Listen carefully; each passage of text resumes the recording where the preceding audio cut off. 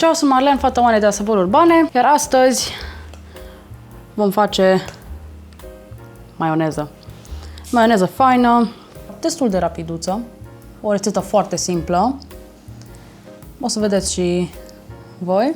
O maioneză care nu conține atât de mult ulei pe cât v-ați aștepta, deși și totuși are această ținută faină. După ce aveți maioneza asta făcută, puteți face 1.000.000 de alte chestii, o salată băf, conopidă cu maioneză, salată de ouă pentru Paști, o tonă de alte lucruri. Dar haideți să vedem cum facem această maioneză simplă. Bun, haideți să vedem de ce avem nevoie pentru a face această maioneză clasică, maioneză care o să vedeți că este chiar la minut.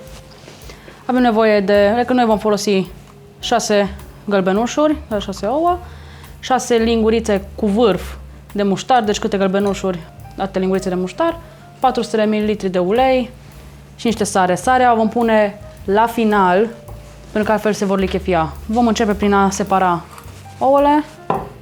Trebuie spus că asta e dublu rețetei publicate de pe site, acolo cu 3 gălbenușuri, dar acum pentru că intenționăm să facem și salată băf și să o și decorăm, facem mai multă maioneză. Și asta e rețetă clasică din punct de vedere al familiei noastre clasică, nu e neapărat aia franțuzească. Are mai mult ulei și se folosește muștar de Dijon. Ei bine, noi folosim muștar simplu de masă, că ăla de Dijon nu se găsea în copilărie, pe când făceau mama și bunica maioneză. Am separat gălbenușurile, le avem aici, albuțele nu le folosim acum. Vom pune cele 6 lingurițe cu vârf de muștar.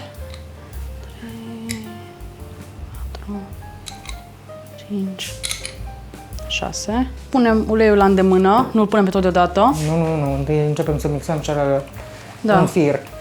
Știi cum avea bunica pe vremuri, sticlă de ulei de aia de jumătate de litru, de sticlă ca de bere, cu dop de plută, cu o fantă mică tăiată cu cuțitul și curgea în fir prin ea. Acum... Ulei de floarea soarelui folosim, nu măcină. Începe să pui câte puțin.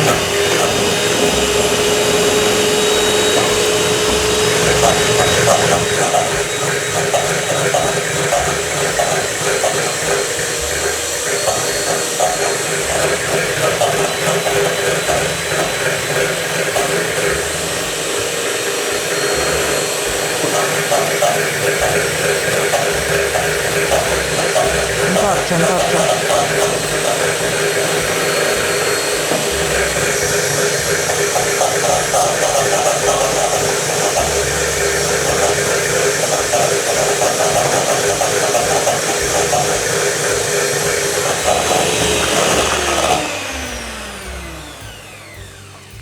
Și avem maioneză. Așa. Da, acum punem sarea. Că ai pus-o amesteci deja cu lingura. Nu mai avem nevoie de mixer. Poți să pui paletele în paharul de la ropostul tău. Le curățăm. Așa să fie. Încă de 2 ore atâta. Și încă o dată. No, și acum amesteci frumos. Și acoperim cu o folie de plastic și o dăm la frigider. Asta mai poate duce încă 200-300 de ulei ca popa. Lejer, dar oricum deja noi nu punem așa mult. Aici are 400, ajunge. Hai 500, putem pune, de-aia nu mă duc cu 600 de ulei și punem. Lumea care pune 100 de ulei la un gălbenuș. Nu. Și mai mult. Oricum are o ținută foarte faină, nu e supă. Nu. Și mai după ce mai stă și încă un pic la frigider, va fi... Eu nu vreau să fac din aia să o tai cu cuțitul. Da. Și la băf e perfect asta. Exact. Asta este maioneza la minut. Și iată că maioneza este gata. Haideți să o punem într-un recipient mai plăcut, mai frumos așa. Acest sos noi îl folosim la foarte multe chestii în familie. De la salată de ouă de Paști, conopidă cu maioneză, puteți face o serie întreagă de alte sosuri pornind de la această maioneză simplă. Merge și numai așa ca sos, eventual lângă niște cartofi prăjiți, îl place olandezilor. Din câte vedeți, s-a făcut foarte repede. Dacă nu o folosiți chiar acum sau nu serviți din ea chiar acum, cel mai bine este să o puneți la frigider.